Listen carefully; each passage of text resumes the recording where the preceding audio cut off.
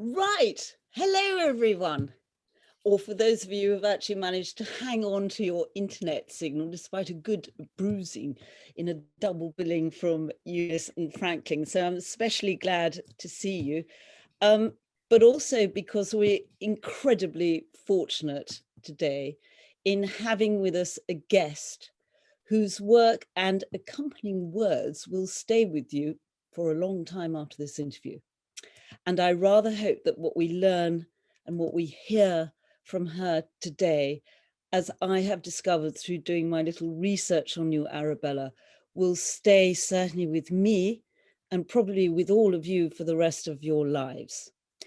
It really is an honor to introduce you all to Arabella Dorman. And I am not exaggerating when I add, I think she is one of the most remarkable British young women, of our Really? time. Highly respected, not just for her prodigious talent as an artist, but also for your own particular brand of courage, Arabella, that accompanies your creativity and makes you stand out on a pedestal above the other female painters of your generation. For Arabella is not just a renowned portrait painter. And Ben, can you bring up that painting of the family? Thank you. Capturing on her canvas, and the portrait, please, Ben. Capturing on her canvas with penetrating insight, characters, people from all walks of life. Perhaps especially fair to say in portraiture, high society figures, which I'm sure is not equally without its challenges and stories, which we will be hearing about.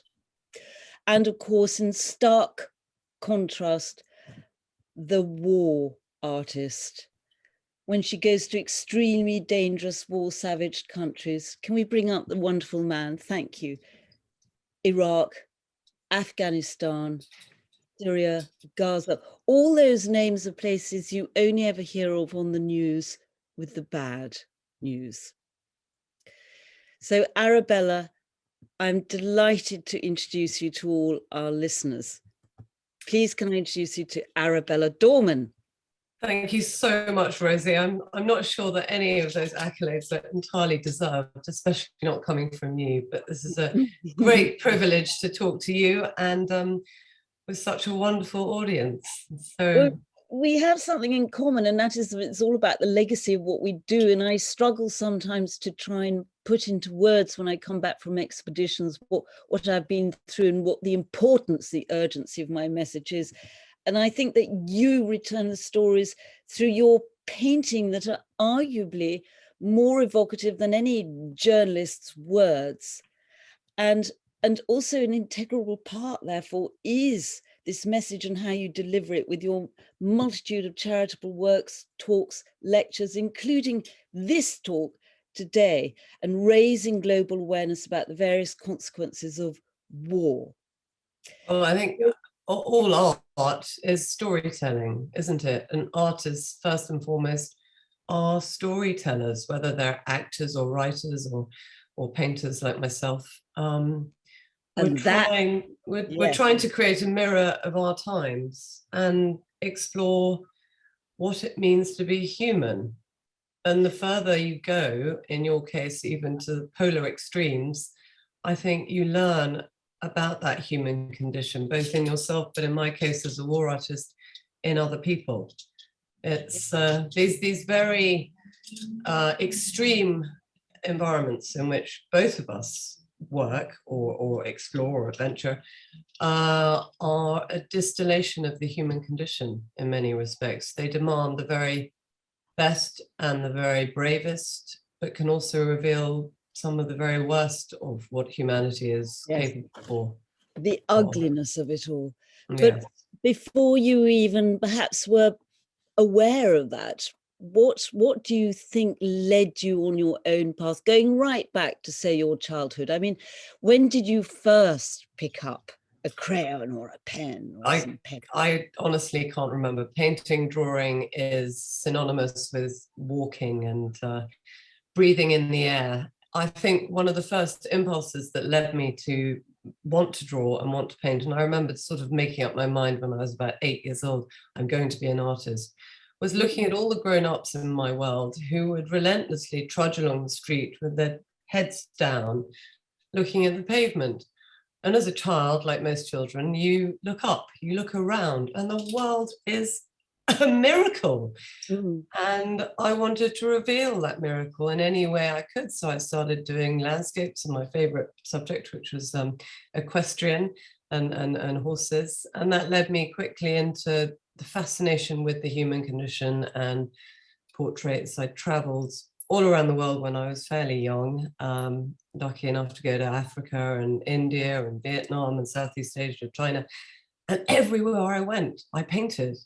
And so it's that response to the world. I think and this is something I really take to my portraits. I think it's a great curiosity you have as well. But I think life is not a puzzle to be solved, is it? It's a series of mysteries to be experienced. And it's in that experience that I am painting and responding. And therefore, in rather a subjective way, offering my viewers, well, you take that mystery forward and perhaps you can interpret it. I mean, my work has been interpreted in ways that I've never really thought of, which is such an exciting new strand or adventure to go on as the artist. Yes, because you feel almost like the conduit, but and it's like here, your ability to paint such diverse range, you've caught this man sitting in this particular position with something about him has nobility, and he's looking back at you with curiosity. This was in central Afghanistan in 2010, and I went with my husband, actually, having spent a month the year before in Afghanistan as a military embed with the British Army. And what I saw with the British Army was very much a narrow perspective. It was incredible, and I'd like to return to my work with the soldiers. But I did feel that it was only one aspect of a very complex region and history. And like many people, I'd been weaned on romantic visions of Afghanistan through Rudyard Kipling and the like. And so I was determined to go back to Afghanistan and seek a counter-narrative that was not part of the dominant perspective that was coming out at the time, which was just war and men with beards and guns and Taliban and Helmand province. So this was in the center of Afghanistan, and you can see this man, he is completely blind, and yet he sat for his portrait with, he was in his late 90s, such a sense of tenacity and pride and endurance and dignity, human dignity. And I think that's something that, as a portrait painter and as a war artist, I'm really trying to seek and find. Interesting, because moving on, because we're going to come back to these war-ravaged areas and how you capture the awfulness of that and capture it from behind as well. But the contrast to this, and Ben, if you could bring up a particularly grand sitter of yours, His Royal Highness Prince Michael of Kent, but you have managed to pull off the same magic here. The viewer is completely drawn in and begins to understand and get a glimpse into this gentleman's character, and in every way as dignified they both are. I mean, I think whatever you're painting with the same emotional palette. And to get to know another human being, I mean, just on the portraiture, it is such an immense privilege to paint portraits from life, because you're going on a journey of trust with another human being. And with Prince Michael, we talk very closely and intimately and naturally about so many aspects of his incredible and extraordinary life. It's a real privilege. Because it is a privilege, because so often one is not expected to question these sort of people. And then when you do, you find this whole other story opening up. But you could never get a portrait without the questioning. A portrait is a three-way partnership between you, the artist, the sitter, and the painting. And I think I let my sitters see the painting throughout. In fact, I have mirrors behind me, and so they're watching me paint, which is quite a nerve-wracking thing. God, I was going to say, the scary. It's bad enough when the one's sketching outside and somebody comes and peers at you from behind. I'm quite used to that from China and Afghanistan and places. But you know, they've got to put their input in. And invariably when I start portraits, they say, oh my goodness, I look very serious. And it's sort of after half an hour of drawing them or painting them. And I say, don't worry, it will come with the conversations, with the mutual journey that we're going on as two human beings to get to know each other. How long do you think you invest in the talking as you sketch away before you actually put oil onto canvas? Oh gosh, I mean, I would love to have coffee for hours and get to know the person before I invest anything onto a canvas. But in this fast-paced world, everyone's rather short of time. I started a portrait 2 weeks ago, and we did a sitting for about 3 hours. And then she came back the next week and I said, watch this. After we talked for about half an hour over coffee, and I scrubbed the whole thing out. And she said, what are you doing? And I said, it's not you.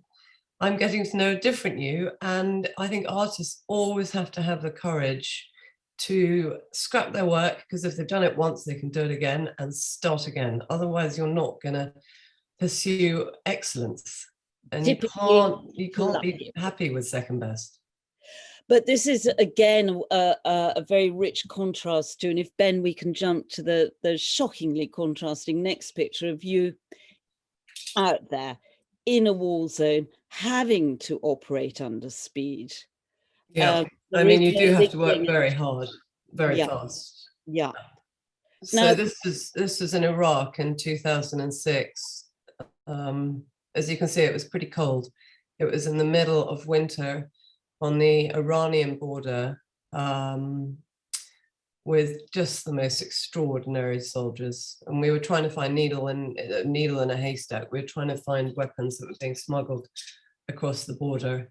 And it was my first time I'd been an embedded war artist. So I was very bright-eyed and bushy-tailed and very naive. And how did you get there? I mean, your first time, I mean, what path led you out of the warmth and sanctity of your studio to this? Well, it's interesting you ask that, because actually in my A-level and GCSE work at school for my art projects, I did the First and Second World War.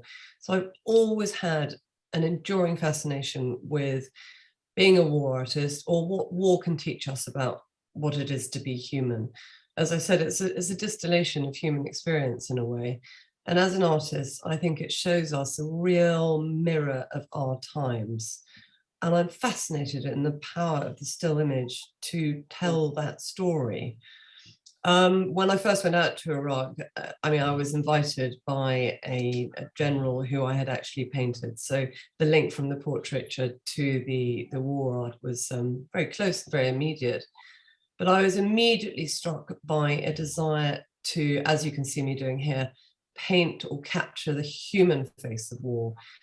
It's overwhelming, all the military might and the sophistication, the modern weaponry and what have you.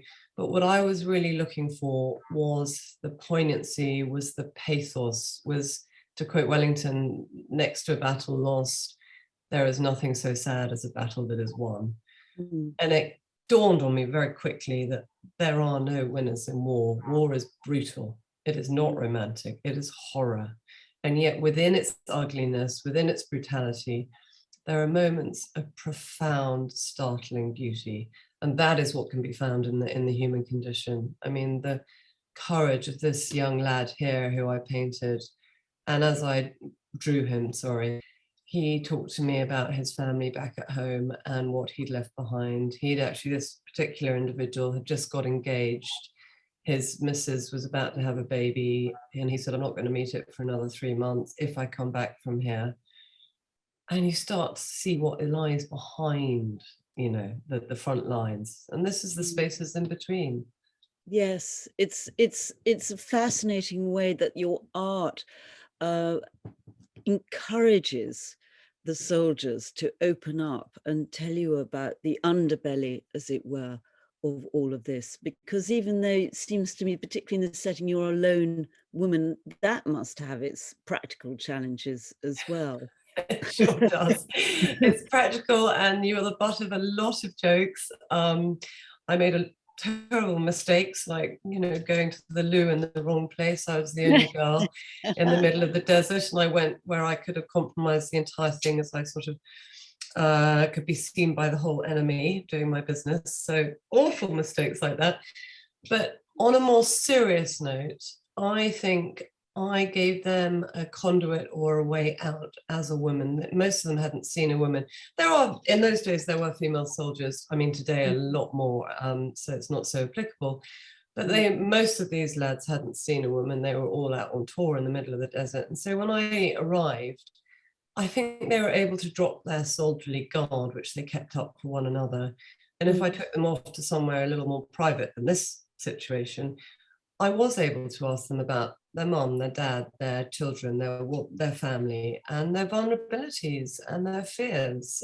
And it's a real privilege to talk to these men. It is so humbling, Rosie, to go out on patrol alongside these guys, to share a tent with them, to break bread with them, and to really face some of the toughest things that life can throw at you. It's when, as we were talking about earlier, people being walnuts, it's that courage and bravado on the outside, and underneath there's somebody's boy. There's somebody who feels vulnerable, misses home, misses their loved ones. And the same too with, you know, if we could move to the next slide, Ben, the other side, as it were. Ben is probably busy weeping into a box, Kleenex box. Here we are. You know, we tend to lump all the Afghans together as Taliban or whatever, but here you're in exactly the same situation where you're going behind these characters who also are only fighting to protect their families, their loved ones, and they feel vulnerable and frightened and are suffering too. I think the root of most violence in war and conflict is a sense of fear and vulnerability. And these men were very much an example of the sort of people you meet in Afghanistan. They were so hospitable, their generosity knew no bounds. They treated us to great feasts that they could ill afford. And they were curious. The Afghans are wonderful, wonderful people. They're poets as well as warriors. It's the only country I can ever imagine being handed a rose down the barrel of a loaded weapon and being urged to take it. And then all of them falling about laughing at me as they could read the fear in my face.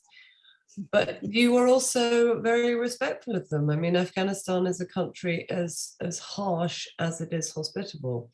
And here I am on edge. I'm dressed in Pakistani male clothes to try and be respectful. I thought that was more sensible than a burqa, which could be a disrespect to the women, but also you can imagine I couldn't work very readily in a burqa. And they couldn't believe this Western woman was up there. I was working at the time with a fantastic charity of whom I'm an ambassador called Afghan Aid. They're continuing to do extraordinary work in impossible situation out there. And this is in the far north in Badakhshan. And you are really witnessing a timeless biblical way of life, and yet such equally timeless human dignity and pride in their own houses, their own families. One of the ways I really broke the ice, because people can be quite hostile to you, was to ask some of these men, or the village chief normally, or tribal elders, whether I could do their portrait. And I'd have a little Polaroid camera with me, and I'd take a picture and then I'd print it out and I'd give it to them. And they were so proud of these portraits. And normally when I did the portrait, they'd say, wait, and they'd readjust their turban and they'd take out a mirror and they'd comb their beards. And then they'd say, you know, you may commence. So these are the sort of people the Afghan men are.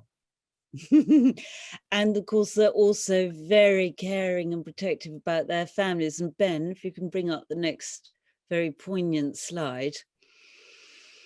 of a father Wow. with his child. And this wonderful painting, Arabella, just speaks volumes about the love, the protection. Look at those hands wrapped around this child and its vulnerability. But you have a story behind this as well, don't you? This, I think, is one of the most heartbreaking scenes I ever saw. It was in Sangin province in Helmand, and it was one of the most, then and now, probably dangerous places in the world.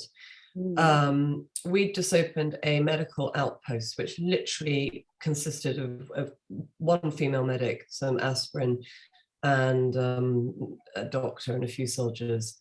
But the local civilians were desperate for medical aid. And this child, which actually was a girl, was brought in unable to walk. Instead of ask her father what had happened, I presume she stepped on an IED, I actually sought to depict his fierce embrace, his pride in his daughter, and her mutual need for his love. And I really think this painting speaks volumes about countering that dominant narrative that was coming out of Afghanistan at the time and proposing it in the broader perspective of these are human beings. These are people with families, with children, just like you and I. And the love is exactly the same. And I think that often gets forgotten or lost in the drama and narrative of war.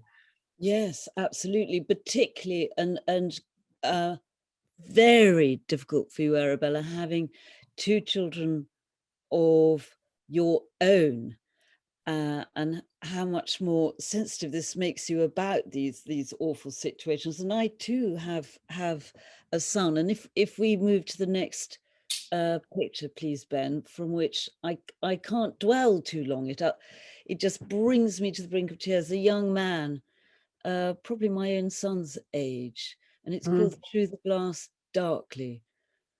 What hangs in the air there is that sense of fear of the unknown that lies ahead. Those eyes have seen death, haven't they?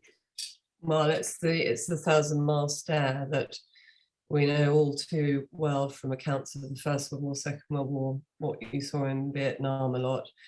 And it is what I saw in Iraq, and it is what I saw in Afghanistan. These men, and certainly in Syria in latter years, these men and women have simply seen too much. I mean, we all know that really the drivers of today's conflicts are not the ones who sit in their palaces or behind their government desks issuing the orders. They're not the ones who suffer. The real wars are found in the quiet bravery of civilians and these soldiers. They are doing their duty. Their courage and their professionalism is profoundly humbling. And yet we would all do so well to learn by them. Their comradeship, their sense of sacrificing the one for the other, for their friends. It's an extraordinary thing to witness. And yet it comes at a cost. And that's one of the things I'm really interested in exploring are the consequences of war, both its immediate impacts, short term, but also the longer term consequences. And this really is talking about those longer term, the things that do not go away. These men come home, but the images and their experiences come with them. And that, as you know, leads to post-traumatic stress disorder, which has been obviously exacerbated by the calamitous withdrawal from Afghanistan. I painted this soldier in Afghanistan on August 15th and thereafter, when these men are seriously questioning what it was all for. Why did they see their best friend dissolve into, and forgive it, it's rather brutal, but it's what they call it, pink mist? What was it all for? And this is really lies at the crux of what my work is about, is to say, despite our shameful withdrawal, it was worth something because there was hope that we gave them at the time. And all my work, I'm trying to find the light in these dark corners of existence. And even in this soldier's broken eyes, I see a light of courage. I see a light of strength that cannot be extinguished. And that's the human will. And it's extraordinary to come face to face with it. Yes, the human spirit is indomitable, isn't it? And Ben, can we move on to the next slide? I hope that it's not sort of presumptuous of me to compare, but moving on from that look in that young man's eyes to this chap here on the left, who's clearly exhausted, but also there's an air of the unknown, the dread of the unknown that lies ahead from not just one day to the next, but 1 hour to the next hour, minute to minute. And this picture really drew me up because I immediately thought of one of my favorite expedition photographs, because it was taken hours before I set off into the very violent Arctic ice. And I felt a great empathy with your painting, because I sense that he knew that he might be on a one-way ticket, never to see his family again. And that was very much what was going through my mind as I sat on that barrel staring at my packed up sledges. I mean, how do you do that, Rosie? How do you rally your courage? Because when soldiers, they are doing their duty, they're doing what they signed up to do as they exchange their thoughts of loved ones at home for the task ahead. But well, that task is terrifying. Yes, it is terrifying, but it's a very still contemplative moment when in your head and in your heart you face up to that fear, and it's almost like a little introduction of yourself to death and its possibility, and you have to come to terms with it. And so that is why this particular picture moved me very greatly, Arabella. I recognized it. I think it's also a moment of realization of the preciousness of life revealed. Yes. I think when you're doing anything to these extreme degrees, whether it's the on the ice or whether you're about to take your fight to the enemy in Basra, downtown Basra, which was where this was, you are, as you say, pushed up against your own mortality. And I'm sure, as anyone who has been in that situation would agree, life is never sweeter than when you think you're about to lose it. And that is an immense privilege, as it were, to perhaps experience some of these things. I don't think anyone would ever sit in a traffic jam again and curse and swear and complain about the rain. It teaches you immense gratitude just for the smallest things in life. And that, to me, I do have a faith, is God revealed in the small things, not in great thunderclouds, but in the very breath we take. Yes, it's like, I'm sure people ask the soldiers, as they asked me when I came back, gosh, doesn't life seem boring and mundane now that you're back? And I'd say absolutely the opposite. Contrary, yeah. It's contrary, treasure, cherish the wonderful little joys of life, the humdrum of life and life. Ben, if we can move to the next slide. And of course, this is not about life. This incredible canvas is really all about death, isn't it? Is it 456 fallen souls in the background? Tell us more about this picture. So this is really my main, or one of two, commemorative paintings I did to remember all those soldiers, all those servicemen and women who gave their life in Afghanistan. I did a very similar painting about the Iraq conflict as well. It's a tribute, most importantly, to their dedication and to the final price they paid for it. But it's also a record for their families that they don't stand alone. I presented this at Westminster Abbey to the Duke of Edinburgh, who was visibly moved. He stood in front of this painting for about 5 minutes, and I could see tears running down his cheeks. And I thought, you know, a man, he was such a remarkable man, and he had his own personal experiences. But this touches everyone from the micro to the macro. It's at once individual, and I know a lot of soldiers who are depicted on this, and I also know a lot of families who look for their sons in that. But it talks to the universal and the collective horror and waste of war, the cost of it. And yet for each one of those, there's a life, there's a whole family around it. It's ironic, I don't know whether you can hear, but there's a Chinook going past my window right now, which is making a lot of noise. It's a remarkable coincidence. And did you, particularly actually in the process of painting these, Arabella, did you find yourself searching to justify in some sort of Christian way all of this carnage? I don't think I can understand why men try to resolve things through violence. I've only seen the horror of that violence, and it's very interesting. We find ourselves in a position of decisions that our leaders are being forced to make as to recourse to violence or diplomacy with regards to Russia today. You know, these big questions. But to fall back on Wellington, there are no winners in war.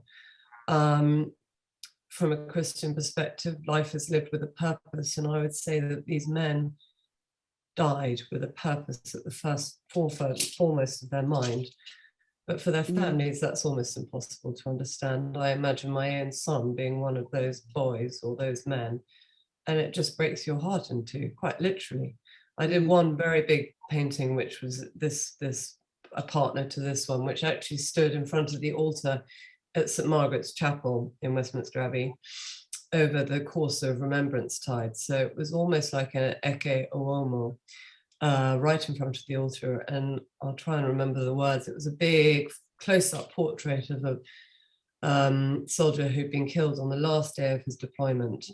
And it was the words written to his pre-deployment letter to his parents saying, "Please trust me, no matter what the circumstances of my death, I will be strong. I will not fear for suffering or pain, only for not seeing my family and friends again.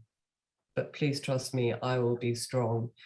And when the family shared this letter with me, it breaks something inside you. But then, of course, as an artist or as a human being, you have, I think, a duty to respond to that. That's as it were, a sort of tragic gift you've been given to do something with and to extend that message out, really as a cry against war, as a cry for peace, as a cry to listen to these brave young men and not to repeat the history, the mistakes of history.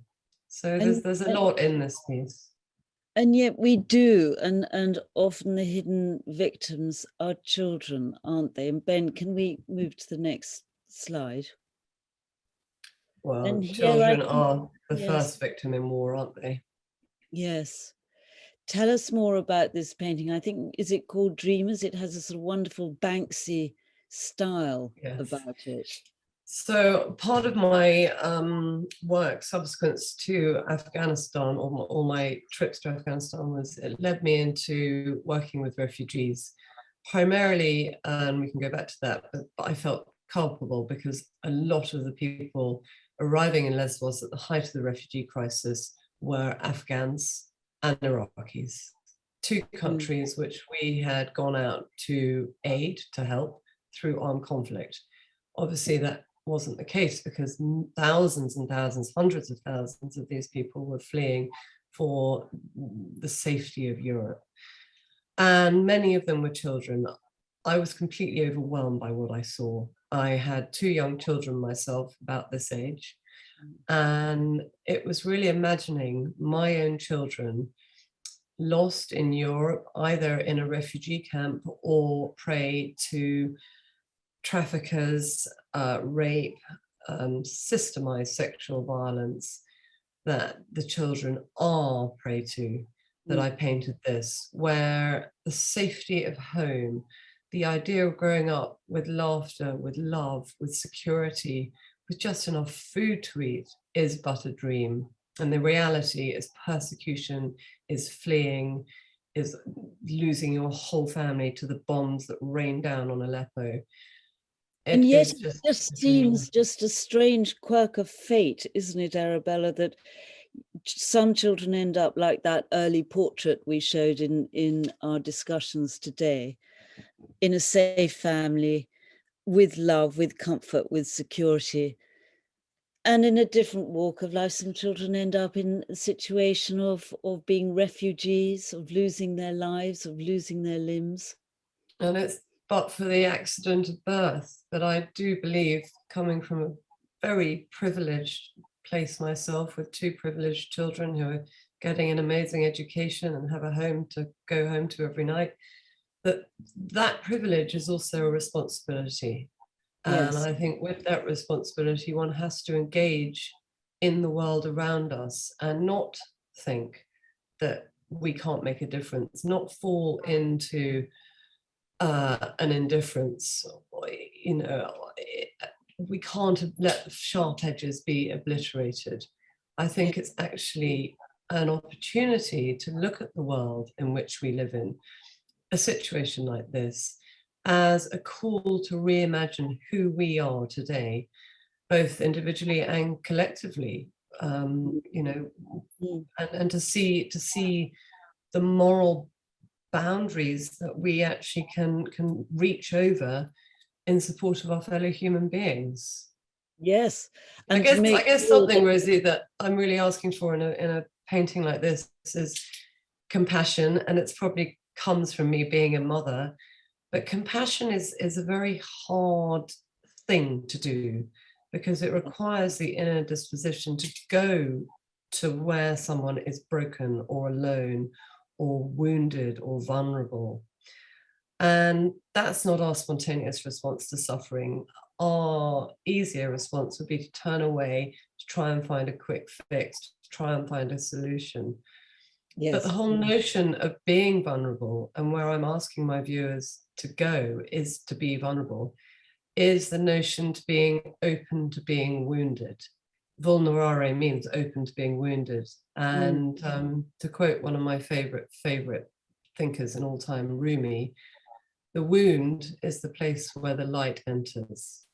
And that light is the light of hope, of that spark of divinity within the human condition, the light of God, whatever you choose it to and this be. is the magic about children, isn't it? Because Ben, if we can Yeah. move to the next slide, the light of hope.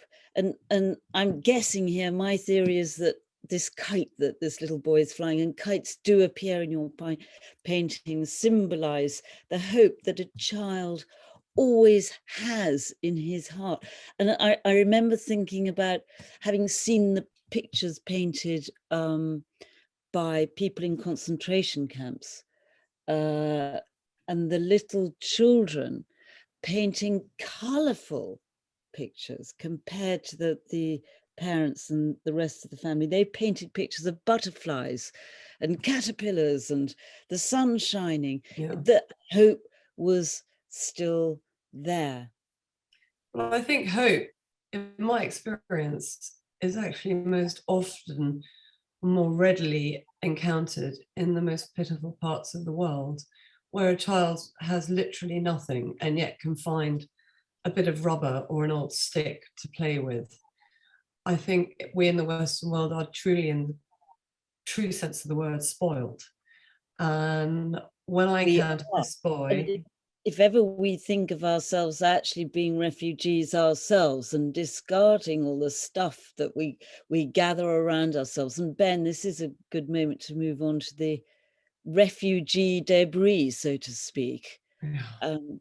Arabella, where were you here? well, I was here in Lesbos in 2015 at the height of the refugee crisis, and I was quite simply overwhelmed with what I witnessed. I saw chaos on these beaches all night, every night, in freezing cold conditions, women, children screaming. So many had come close to drowning, and as we all know, so many hundreds of thousands more did drown in that crossing.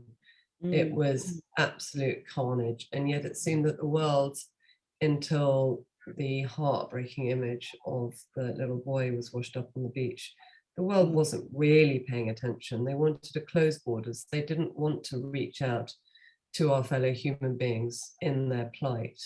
Well, I think that you did an awful lot actually to open up many eyes. Ben, can we show the picture of Suspended? That this. Well, that's the second one I did of my installation. If we start with Flight, I don't know whether that's easy. Yeah. Yes. So this was at the time in 2015, the tragedy of the danger of the sea crossings at the hands of traffickers was really what people were focusing on, rather than the brutality with which many people were met when they arrived in Europe, Germany not including. Yes. So this really was addressing the tragedy of the sea crossings, and you can see that I've hung 3 life jackets from the bowels of the dinghy that I actually salvaged from Lesbos. This dinghy had 62 refugees, many of them children, floating on it, and they were found taking on water. They probably had about 20 minutes until the whole boat would have sunk, and none of them could swim. So they all would have drowned had the Aegean Coast Guard not rescued them. I brought this boat back to St. James's Piccadilly in London, and I suspended it with its bow plunging down desperately, as it were, towards the altar over Christmas 2015 with these 3 life jackets. The smaller one, I don't know whether you can see, is actually an infant one, to evoke the fact that Jesus was born to refugee parents at a time equally fraught with political danger and violence.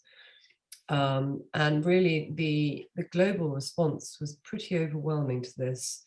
I got the most heartbreaking poems, songs, personal accounts sent. Well, we did at St. James's Piccadilly, and it was a real coming together of global compassion in a way, which was incredibly humbling. But yes, and I love the story, if I've got this right, for that installation of how you also encouraged people to really dwell and think upon this, to make themselves vulnerable to it by your opening evening, not for you a soiree with clinking of glasses abrim with wine, but instead the evening was inaugurated with prayers and meditation over communion. It was, and I mean, to sing your traditional hymns and or carols, should I say, and to celebrate what Christmas means at a time when so many human beings were in peril and suffering was, to my mind, really what Christmas is about. It's about finding that light within ourselves that won't let us turn our back on our fellow human beings. And I think it was a very extraordinary juxtaposition to put the two together. You know, sometimes Christmas is a safe refuge in which families return home. They might argue a lot, but nonetheless, they have homes to return to. And when you put it in the stark contrast of those who don't, I think there are valuable lessons that can be learned. And perhaps, you know, to quote Pope Francis, the globalization of indifference might start to melt away. I mean, Kafka once wrote that in the, Rose disappeared. I don't know whether that's a problem. I'm back. Oh, you're back. Okay. In the, what was I saying? Kafka. Great art should melt the frozen seas within us. And there were a lot of tears underneath this boat. And there were a lot of tears underneath my subsequent installation, Suspended. And I like to think of those tears as the meltwater of our frozen seas, or of that globalization of indifference, because we can respond. And I think what I'm trying back to the refuge, the refugee Suspended one, because after those beautiful words and zeroing in on, hello, Ben, are you still there? Here we go.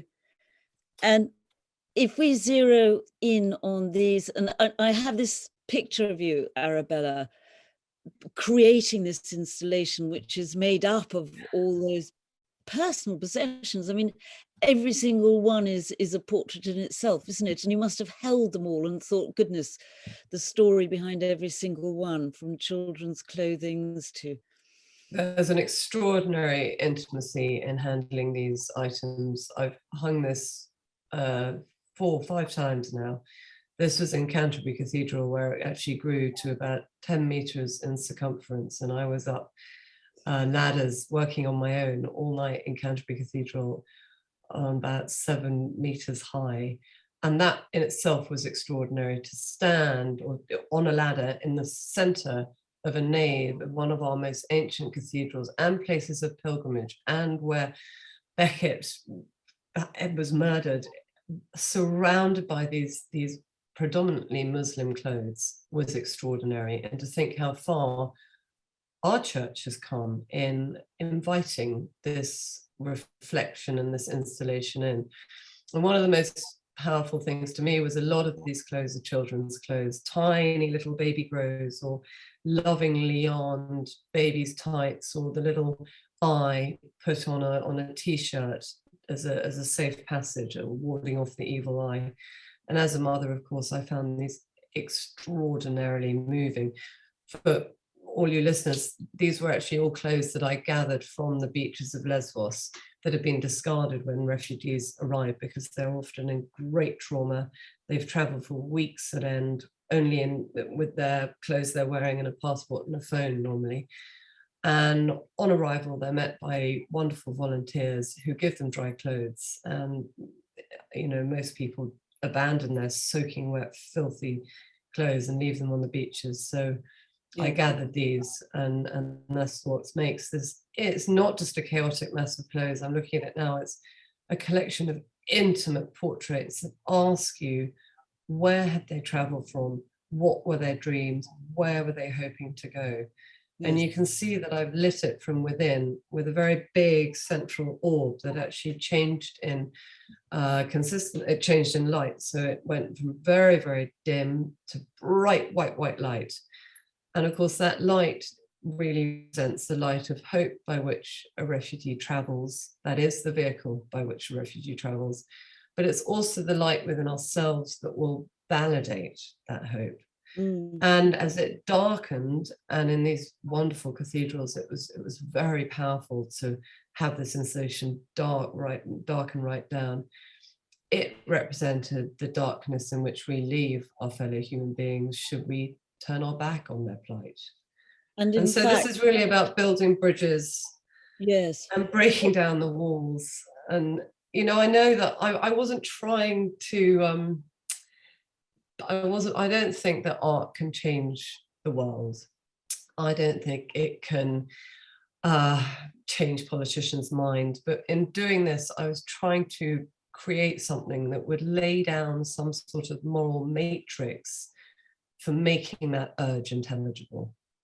And in fact, and the light is symbolic of something that we all were about to need. I'm not quite sure when you did the Canterbury installation, but of course we were all about to enter our own particular battle zone. And if you could move 2 slides forward to the here we are. A galling painting to look at, but very familiar to us. Well, this was a tribute to Edvard Munch, who is one of my favorite artists.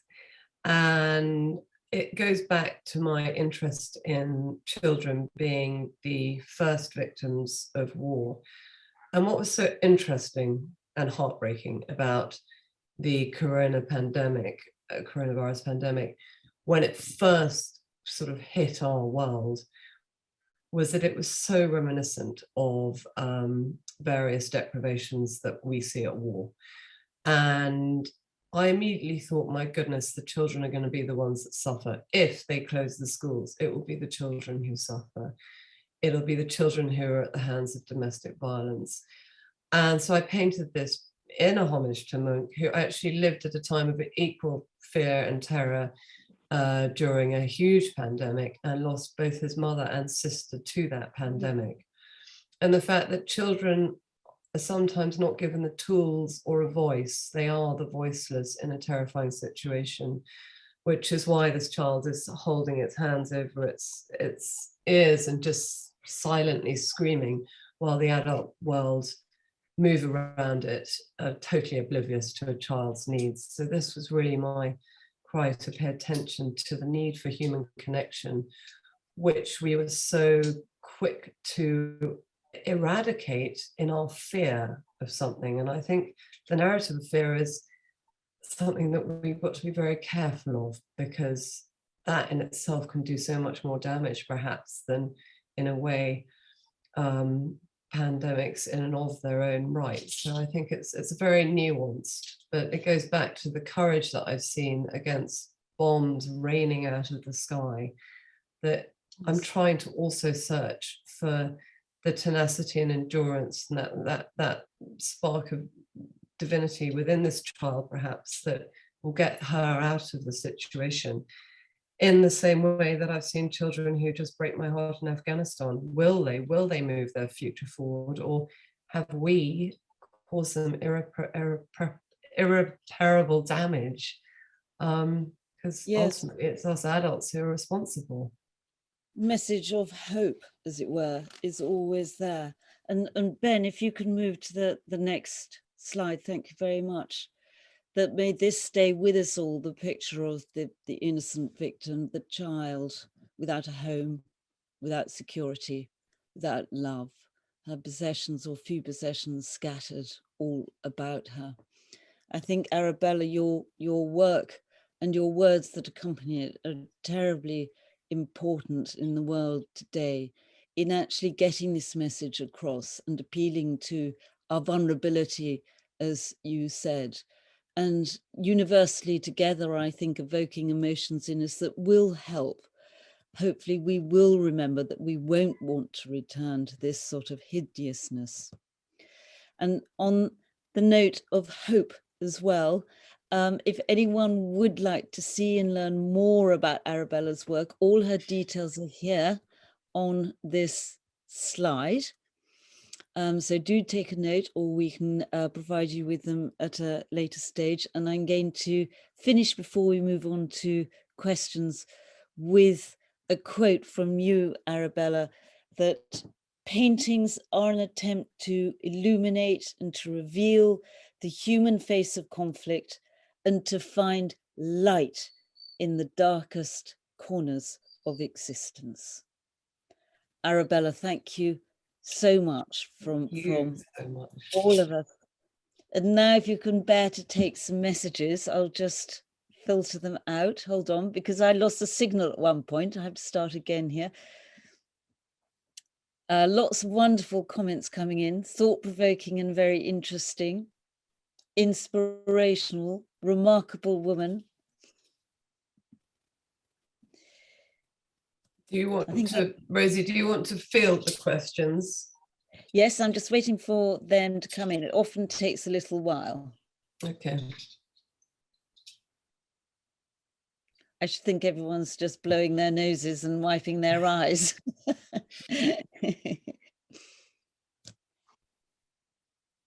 Emily Dickinson calls hope a thing with feathers that perches in the soul and sings a tune without words and never stops at all.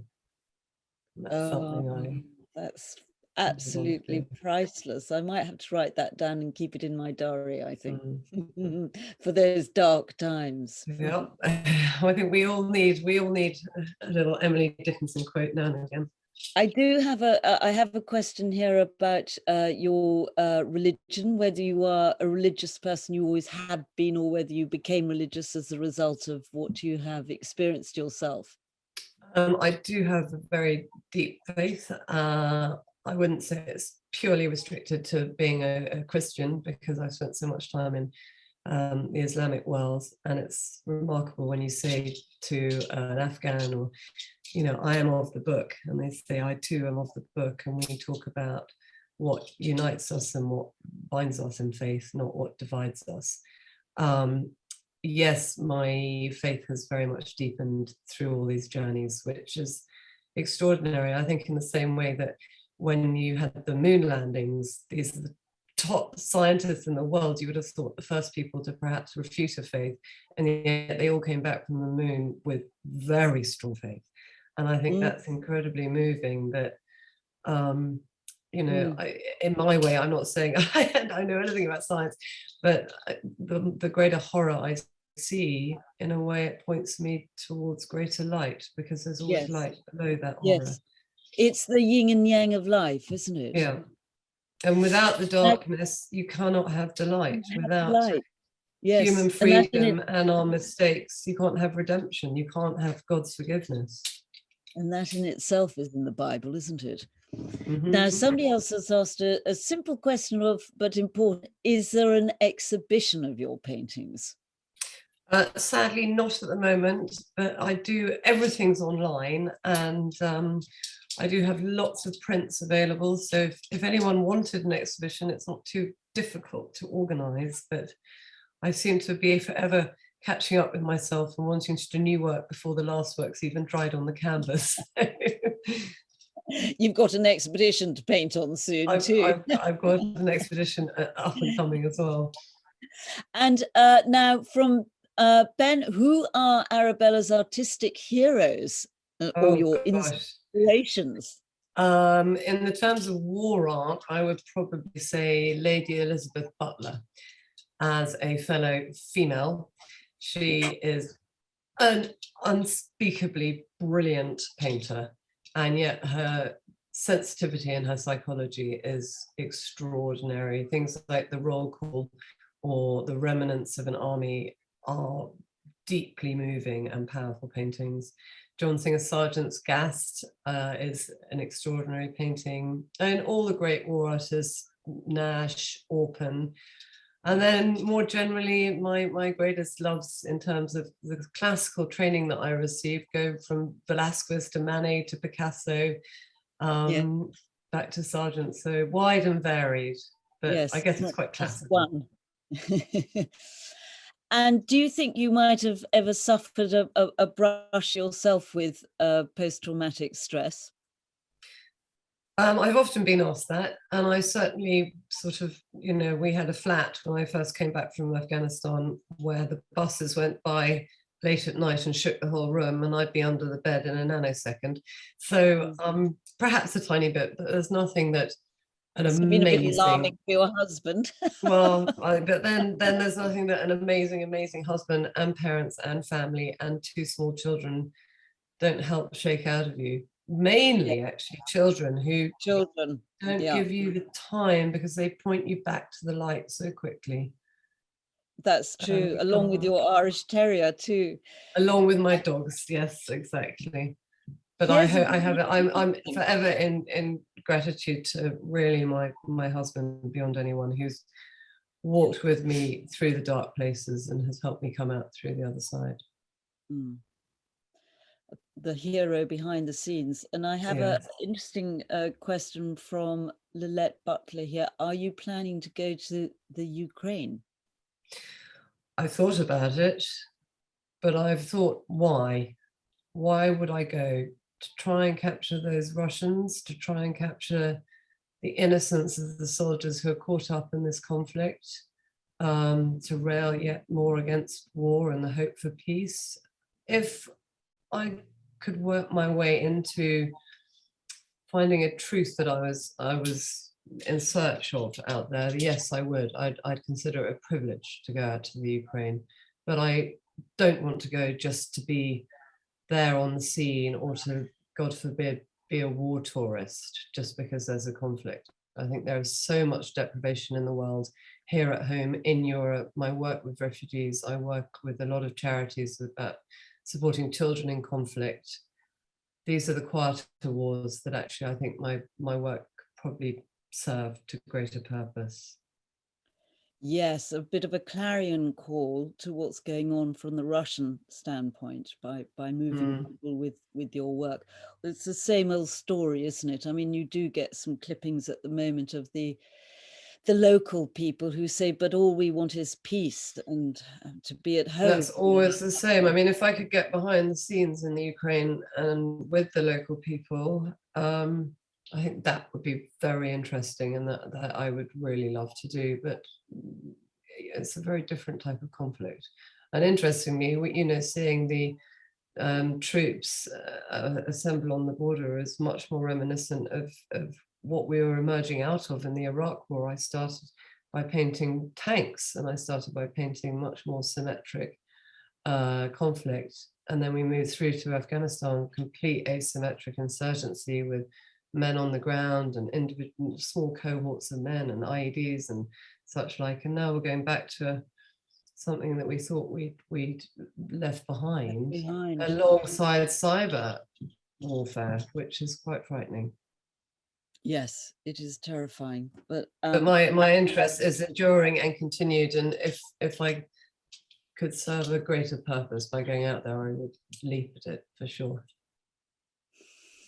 Well, Arabella, sadly, we have run out of time at this end, and I feel that many of us could go on asking questions and talking with you and looking at your work for hours and hours, but we have to say thank you and goodbye. We wish you well and Godspeed with whatever mission you choose to take up next. Might be with you, Rosie. I might know what it's going to be. Thank you all so much. Thank you very much, everybody, for joining us. Thank Goodbye, you. Okay. Bye-bye.